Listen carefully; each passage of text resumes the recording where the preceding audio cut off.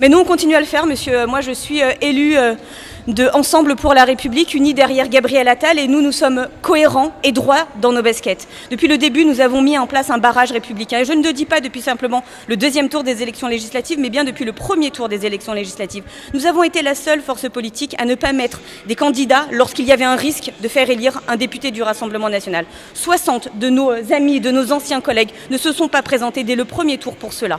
Le second tour, nous avons poursuivi et renforcé cette démarche. Et nous continuons à le faire ici, avec, je le dis encore une fois, une responsabilité immense à l'endroit du vote qui ont été exprimés par l'ensemble des Français.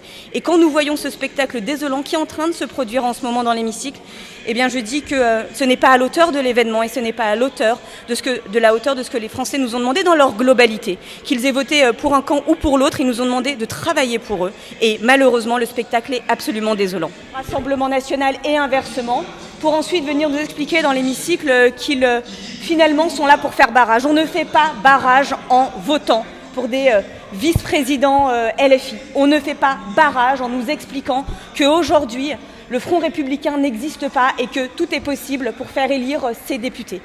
Et je dois le dire avec une certaine solennité, pendant qu'ils sont encore en ce moment en train de se hurler dessus dans l'hémicycle, que notre responsabilité aujourd'hui en tant que député de la nation, en tant que représentant de la nation, c'est d'avoir cette solennité et cette humilité.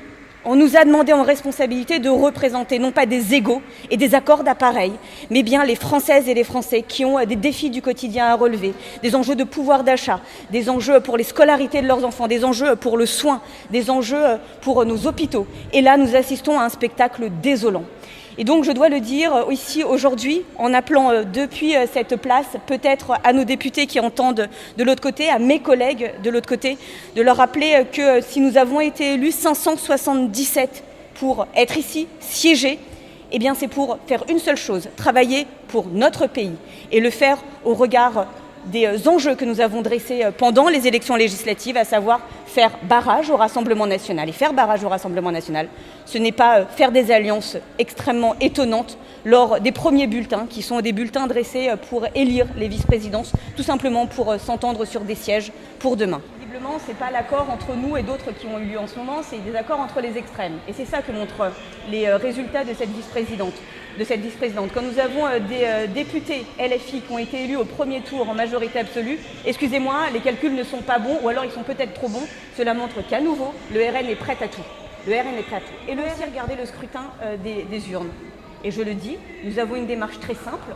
Nous ne prenons pas part au vote quand il s'agit LFI et RN et nous voyons très bien ce qui se passe derrière très rapidement. Encore une fois, nous avons eu tout aujourd'hui.